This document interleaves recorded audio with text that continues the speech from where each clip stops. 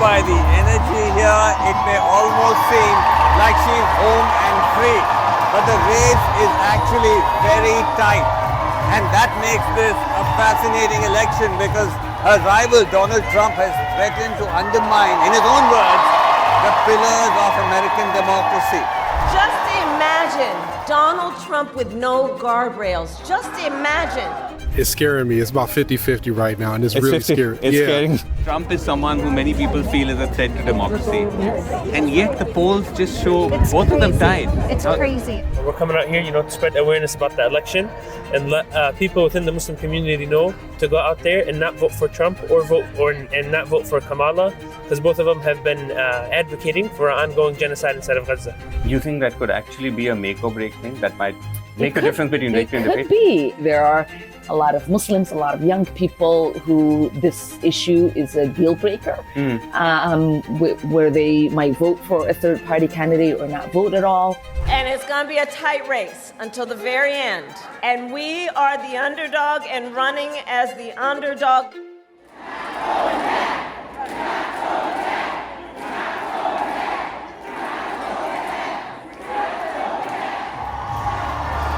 So I am at a Kamala Harris rally in Michigan and she has just taken the stage. If you go by the energy here, it may almost seem like she's home and free.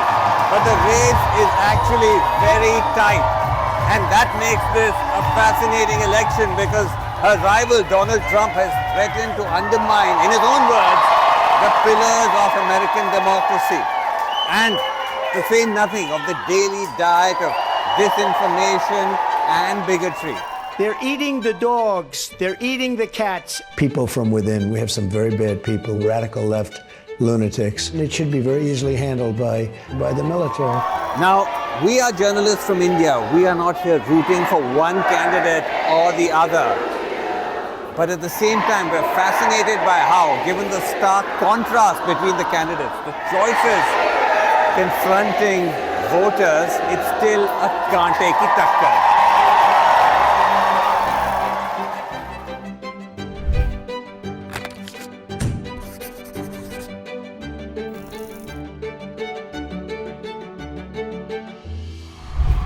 Kamala Harris takes the stage in Oakland in Michigan, a suburb of Detroit. Good evening, Michigan!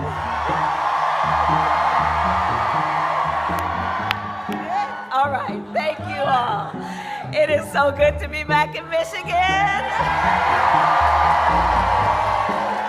Her third stop in Michigan in a single day. Michigan is one of a handful of swing states that could determine the outcome of this election. Biden won last time by about 150,000 votes. No such guarantees this time. Polls suggest Kamala Harris is behind or tied, as she is in all battleground states. On the face of it, a tied race seems baffling. When we fight, we win!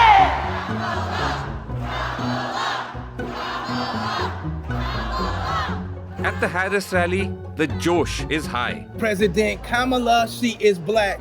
With roots wailing India, these are facts. Even that started from Africa. We all immigrants. Over here in America, our vote got power. In the queues, the rainbow coalition that the Democrats consider their winning mix seems to be in place. African-American former convicts wrongly charged are here for her. And I spent 20 years in prison for a crime I didn't commit. Okay. And I've been exonerated now. For 4 years. So criminal justice reform is important. I support the Biden-Harris administration, and I support Vice President Harris in her pursuit to become president. So are this couple wearing queers for Harris t-shirts. Thanks to Obama, we're allowed to get married, be recognized nationally. Yeah, I see you're rocking these Shucks and pearls. Chucks and pearls. Okay, Yeah. so right. So to explain to our viewers in India, this is a Chuck Taylor, this is a Converse sneaker, and these are pearls, and that's Kamala's signature Kamala look. and Ruth, yeah. I see you wearing these t-shirts. We have seen them on the internet as well. This is Harris Walls removes weird orange stains. It's like a laundry, like Tide, like the detergent Tide. Okay. Women, like this first-time voter, backing Harris in numbers after a Trump-appointed Supreme Court struck down abortion protections. I believe that she stands with all the right things, especially like reproductive rights, all of those raging issues that are going on. And like as a young woman here in the United States, I'm scared to not have access to the proper health care as a woman. And I believe that Kamala is there to help us with that, and that she stands with us versus trying to oppress us. We are in America's auto hub, and here are union members from Detroit's car makers. My mom was in, working at Ford, and I'm, second generation Ford. Some of these people are out here working so hard and ending up with surgeries and stuff because they're doing the same movements every day for years and years and years. Harris respects things. She knows what we're out here to fix. She was out there on the thick and nine with us. She's supporting us too. Okay. Inside, Kamala Harris reminds them of what is at stake. Just imagine Donald Trump with no guardrails. Just imagine. He who has vowed, if re-elected, to be a dictator on day one. He who calls Americans who disagree with him the enemy from within and says that he would use the military, the American military, to go after the American people. Her audience says they are aware of the threat Trump poses. I'm terrified of Trump being reelected. Or I feel as if Trump is a very radicalist that I can't agree with, and he would infringe on rights of people of my color and people around me of other genders and stuff that could very well threaten me and my family.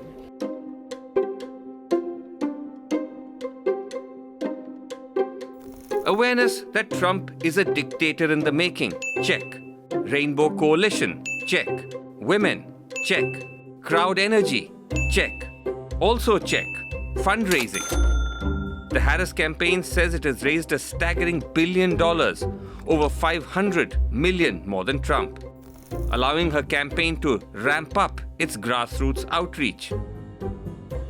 This election is a choice between two very different visions for America. Harris is also outspending Trump when it comes to TV ads. We are a city of winners. Ads like this one taken out by the campaign are on high rotation in Michigan.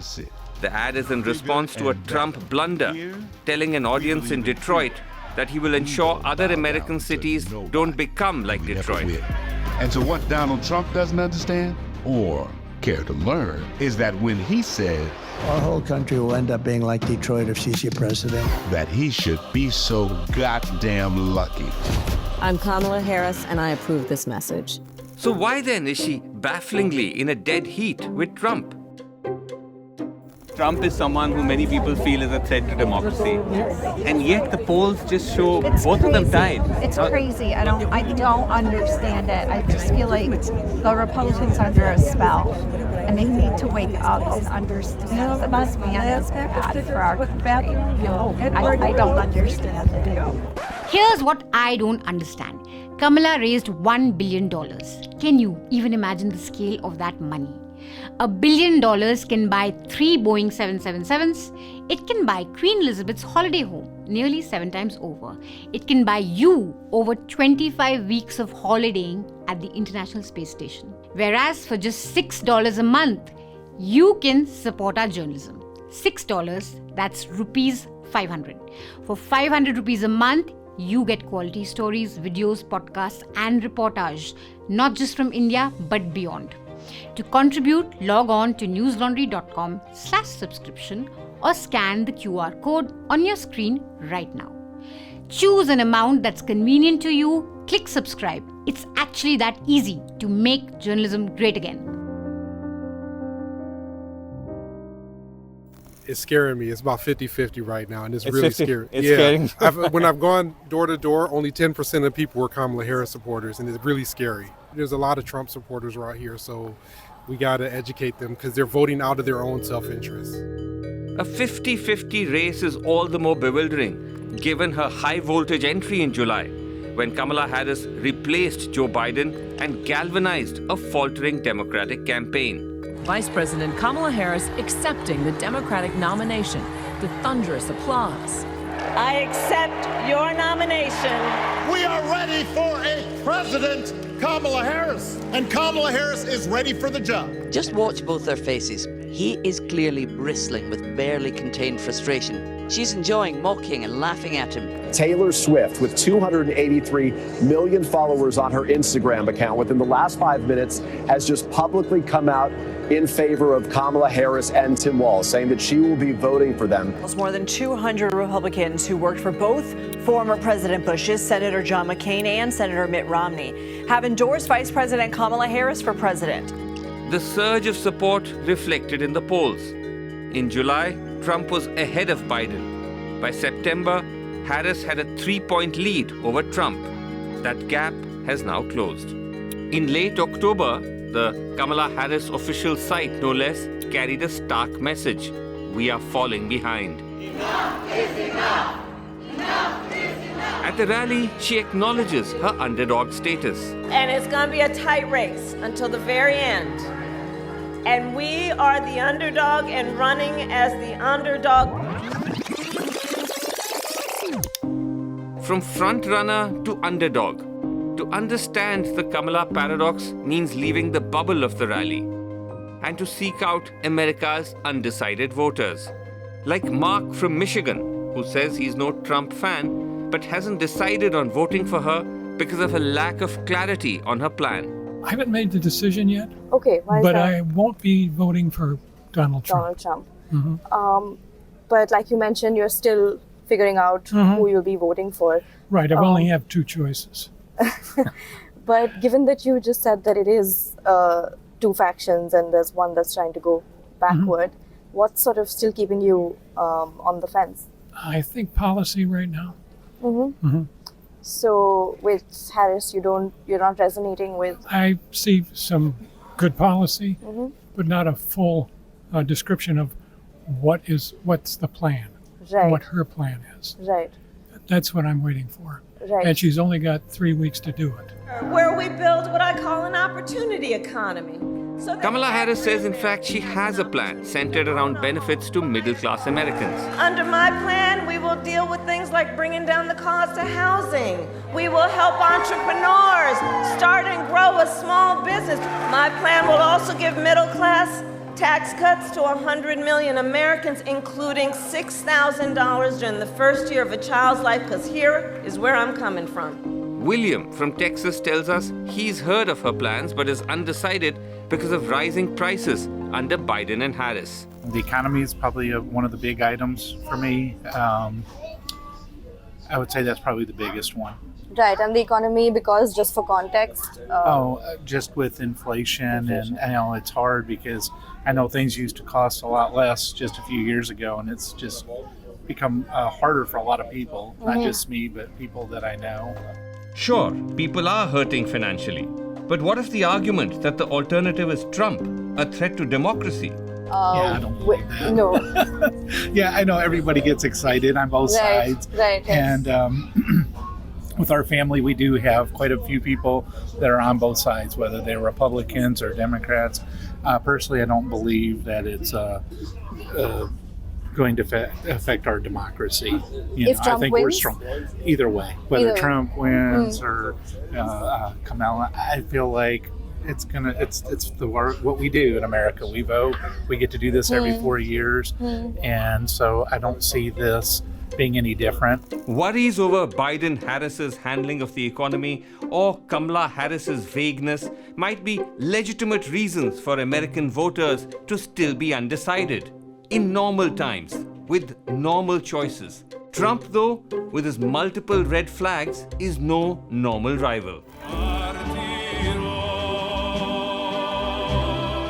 So could there be another reason why Americans tend to overlook Trump's red flags and see both sides as the same? Could it be race? As we pointed out in an earlier episode, Trump has ramped up the anti-immigrant rhetoric, making false claims of a migrant crime wave to drum up the support of white Americans. I told you about this phenomenon. It's called migrant crime. It's a new category of crime. Yet polls find a third of Hispanic Americans, whom Trump routinely vilifies, backing Trump. This woman we met in New York, herself an immigrant from the Dominican Republic, says she prefers Trump because of the immigrant surge under Biden-Harris. Anteriormente yo no iba de acuerdo con Donald Trump, pero ahora mismo sí, porque Trump está en contra de la Agenda 2020. Donald Trump es más cristiano de lo que la persona piensa. Él está en contra del aborto, está en contra de muchas cosas y cuando él habla en contra de la inmigración no es realmente de todas las personas que se emigran, sino de las personas que están entrando que no tienen buenos antecedentes penales. Okay, I was just going to ask her that because he's supposed to be very anti-immigrants and I'm assuming she herself, you've come from, like, is she from Dominican Republic? Yeah. Or? Yeah. Okay, but you think that that doesn't make him against all immigrants? You think it's only against some? No, yo pienso que por el concepto de él, de una persona de prosperidad, Donald Trump está en contra de las personas que están viniendo a delinquir. The same argument in support of Trump made by this hairstylist we meet, who has also recently arrived from the Dominican Republic. I prefer Trump. Trump? Yes. Okay, why is that? Just out of because curiosity. the immigrants is out of control. So Okay. maybe Kamala can not have the experiences like Trump. Trump is better for me. For the immigrants? Yes. When you say out of control, meaning It's too not many coming in, control. or? Yes, because the door, this country is the frontera. I don't know what it means in English, Okay. but the frontera is the door, this country. I need to laugh and know wherever wants to come in is good. Right. Is for the economic is down. Okay. Yes. Because too many of the immigrants? It's too much. Too much. It's too much. It gets weirder. Harris, who identifies as a black woman, is, according to the polls, struggling with winning the support of black men. Mark, a Kamala supporter, says he's aware of concerns amongst African Americans regarding Kamala. But Trump, he says, is a far worse option. For the most part, I've heard a lot of people complaining about the effects that she's had as the role of a prosecuting attorney. But when we look at just comparing her to Trump, it's no real contest because Trump has already done enough to damage the community. But Michael, a construction laborer from New York, says he feels let down by all sides equally and will not be voting this time. So some people say, the Democrats say that if Trump comes, it's going to be really bad for American democracy. That if Trump comes in, he's still not accepted that he lost the last election. He incited a riot, etc., etc. Yeah, that's another thing I turned you off about Trump with the rioting. I feel like he caused that. The fact that he's that guy doesn't make you feel strongly enough to come out and vote against him, like that you would want someone like him not to win. Or you don't think it's such a big I would deal? if I had my faith and my trust in these people. I don't. I lost that like I said, I lost that with Obama. I lost that actually with Bush. So it's like, it's like I'm old enough now. I'm 30. I'm about to be 40 years old. So I'm old enough now to see these people for what they are. Like nothing changes. Nothing at all changes. This person seems willing to overlook Trump's racism because Trump is more upfront about it. And Trump, he could be racist. That don't got nothing to do with us. But as long as he's doing what he's doing, that's what it is. The fact that, but like you said, he can be racist, that doesn't bother you as a person of color? I mean, everybody's racist, but people don't put it out there front street. Everybody's racist. Everybody's racist. Some of these responses may not make much sense, but there is one group of traditional Democrat supporters whose criticism of Kamala Harris might be grounded in genuine grievance. Arab Americans and Muslim Americans, small in number overall, but crucial in swing states like Michigan. They're angry with the Biden-Harris administration for the US's continuing support to Israel's brutal ongoing offensive in Gaza and now Lebanon. Some of these Arab Americans literally want to abandon Harris.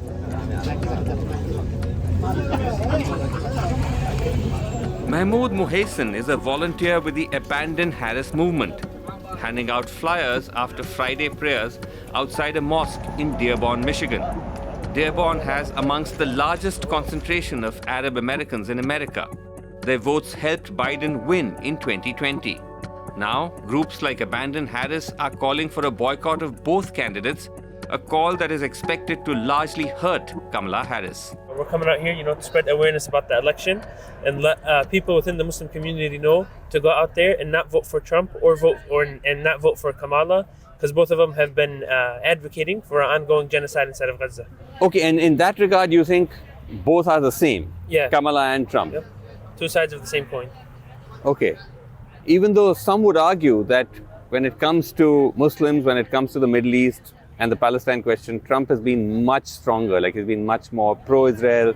He said some very derogatory things as well about Muslims. He may have said some derogatory things about Muslims, but the Biden administration, which Kamala Harris is a part of, killed 200,000 according to LICNET.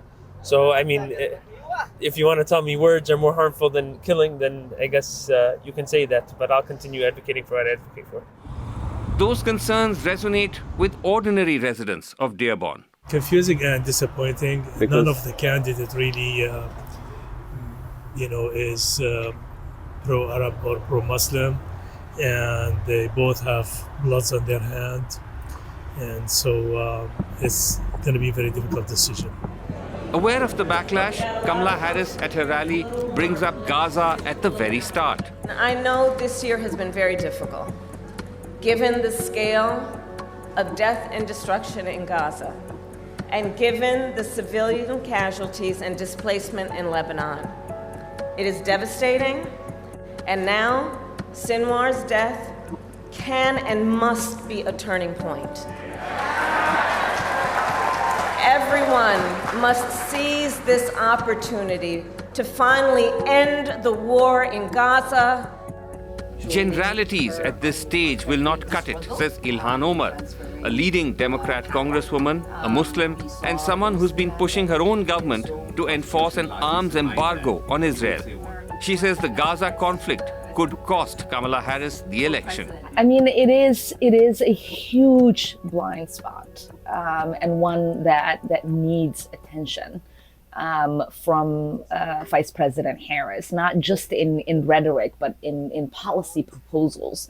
And I am afraid that unless that happens, we might not be able to win with the current coalition that we have if we lose such a huge part of our coalition. You think that could actually be a make or break thing that might make a difference between victory and defeat? It could be. I mean, you've got states where, you're in the 2020 election, it was won by 11,000, like Georgia.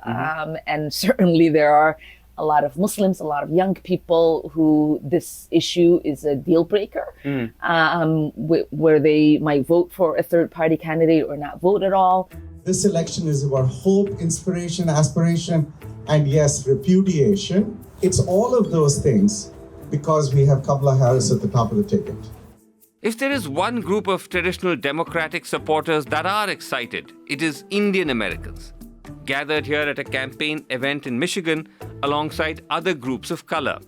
It's easy to raise a bunch of money and throw commercials on TV. And we've all seen hundreds of commercials. And if you think back to it, you probably don't remember 90+% of them. But a good conversation on the doors is how you get your message across, is how you shape the faces of democracy. Because we need more Sharons, more Stephanies, more Aishas in government. And obviously more Kamala. In recent years, more Desis have been leaning Republican. But the Democrats like Shuvra Das, who we follow as he goes door to door in the Michigan suburb of Troy, are hoping Harris's entry will check the flow. I'm here from the Troy Democratic Club, and we are going around talking to voters, particularly voters from our community, to make sure they're voting for the Democrats. Right. And if they have some questions, we can answer your questions. So, are you ready to vote for the Democrats? Yes. Thank you very much, because what we are trying to do, and you can tell your friends and everybody you know in the community and outside. We have thousands of people. Yes, all please voting. tell them. No, they're all voting. They're all voting. Very good. Yeah, we discuss every single week when we meet. And ask them to vote every early. Single all voting for Harris. Yes. Okay. Yes. Why is that? If I'm Pardon? asked, why? Well, Harris? we discuss, because one thing, we also need the educated, president, and think and talk about like the other communities, and she's our community. That community support may or may not be enough to tip her over the line. The race, inexplicably, is neck and neck. For now, as the rally winds to a close, Kamala Harris ends strong. So, Michigan, today I ask you, are you ready to make your voices heard? Do we believe in freedom? Do we believe in opportunity? Do we believe in the promise of America? And are we ready to fight for it? And when we fight, we win. God bless you. God bless America.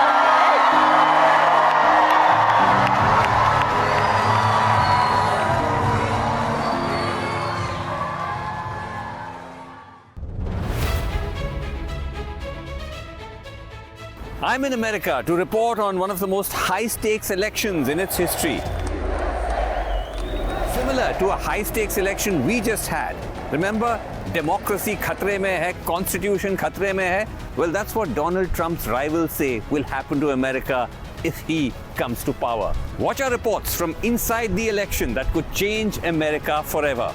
And as always, remember to back this kind of journalism. It's ambitious, it's expensive. You did that and helped us get to Israel. Now, do it so we can tell more stories like this one.